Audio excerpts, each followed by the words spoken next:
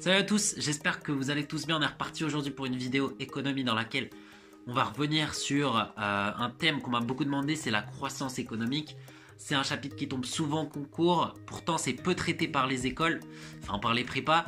Donc on va revenir sur ça, on va revenir sur croissance intensive, croissance extensive, tous ces modèles-là, modèles intéressants, les économistes qui rentrent en jeu. On m'a posé beaucoup de questions sur le modèle d'Harrod-Romar, le modèle également de Solow. Donc tout ça, on va pas l'expliquer dans cette vidéo, mais ça fait un petit peu introduction. Hein. Cette vidéo, c'est plus croissance intensive, croissance extensive, comprendre les facteurs de production également. Donc comme je viens de le dire, tout commence avec des facteurs de production que les économistes néoclassiques vont définir comme étant déterminants de la croissance économique. Ces facteurs de production sont de deux ordres, vous les connaissez sûrement. L pour travail et K pour capital. Ces deux facteurs de production ont une définition. Je vais vous la lire parce que c'est une définition que j'ai trouvée qui est correcte, qui est bonne. Donc je vous la lis. Alors, facteur travail, ensemble des activités humaines permettant la production de biens et ou services. Voilà. Facteur capital, ensemble des biens intervenant dans le processus de production.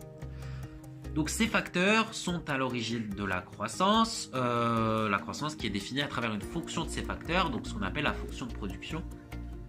Donc la production Y, la production totale Y est égale à une fonction F de K et de L. K, je rappelle, K capital et L travail. Dans le capital, il y a différents types de capitaux. Capital financier notamment, le capital physique, voilà, différents types de capitaux au sein du facteur capital.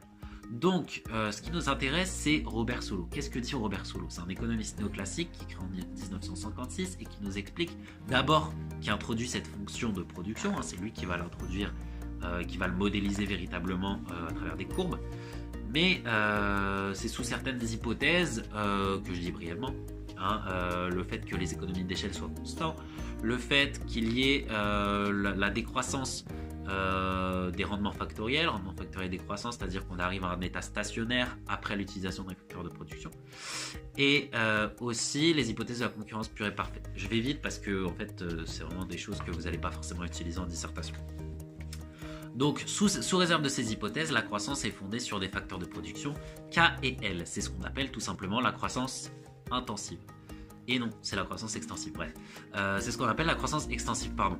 Donc, cette croissance extensive est à l'origine, selon lui, de la croissance et explique la croissance. Ce qui est intéressant, ça veut dire que si on augmente les capitaux, ça veut dire que la croissance n'est issue que de l'augmentation de facteurs de production. Donc, ça signifie tout simplement que des pays peu développés n'ont qu'à, entre guillemets, augmenter leurs facteurs de production pour rattraper les autres. Or, ça n'arrive pas. Donc, déjà, c'est une limite à son modèle. En plus, on a remarqué qu'en fait, la croissance ne peut pas être expliquée que par ça. C'est pour ça que lui le sait et va nommer ce résidu. Pourquoi? Alors, je vous mets le tableau. Ça vous explique un petit peu plus tout ça. En fait, il se trouve que la croissance est fondée sur un certain nombre de choses. Pour lui, elle est fondée uniquement sur les facteurs de production, en tout cas les facteurs K et L. Et on voit qu'il existe un résidu qui ne peut pas expliquer, c'est-à-dire qu'un certain nombre de points de la croissance ne sont pas pris en compte. Le facteur capital et le facteur travail n'expliquent pas la totalité de la croissance. Il manque quelque chose. Il va dire que c'est le progrès technique, tout simplement. C'est-à-dire le progrès technique qui est la troisième fonction en fait le troisième paramètre de cette fonction de production. Le progrès technique, on va noter A. Mais c'est en réalité, on appelait souvent le résidu, ce troisième paramètre. Donc c'est un résidu un peu inexpliqué. Lui ne l'expliquait pas trop non plus. On ne savait pas d'où il venait. Pour lui, en tout cas, c'était quelque chose de totalement extérieur. Pour les néoclassiques, il existe un résidu, certes, qu'on n'explique pas, mais qui est totalement extérieur à la croissance. Donc voilà, donc la croissance extensive, c'est ça, la croissance liée uniquement aux facteurs de production. Or, il y a d'autres économistes qui considèrent que ce progrès technique est en réalité la productivité globale des facteurs et qui explique la croissance. Donc la croissance est issue du progrès technique. Donc la croissance extensive est liée à l'augmentation des facteurs de production, alors que la croissance intensive est fondée sur l'amélioration de la productivité des facteurs de production. Donc deux idées un petit peu différentes. mais une question subsiste quand même, d'où vient le progrès technique, hein? Parce que effectivement, Robert Solow considérait que le progrès technique était quelque chose de totalement exogène, on considérait comme un résidu qui était inexpliqué. Exogène, ça signifie extérieur à la croissance économique, il n'y avait aucun lien, c'est autonome, c'est aucun lien entre la croissance économique et ce progrès technique. Ça, c'est ce que considéraient les néoclassiques. Mais un certain nombre d'autres économistes étaient contre cette idée de progrès technique exogène. Hein, on parlait du progrès technique, cette fois-ci devient endogène, c'est-à-dire qui fait partie de la croissance économique. Et la croissance économique permet le progrès technique, qui permet encore la croissance économique. C'est donc l'entrée dans un cercle vertueux que ces économistes préconisent. En fait, ces économistes, on doit retenir 3 noms. On doit retenir Paul Romer, on doit retenir Barrow et on doit retenir Lucas. Hein, ces 3 économistes-là vont créer en fait ce qu'on appelle la croissance endogène. Le progrès technique qui est endogène à la croissance économique. Hein, c'est-à-dire que ce progrès technique-là qui doit être pensé à l'intérieur de la croissance économique.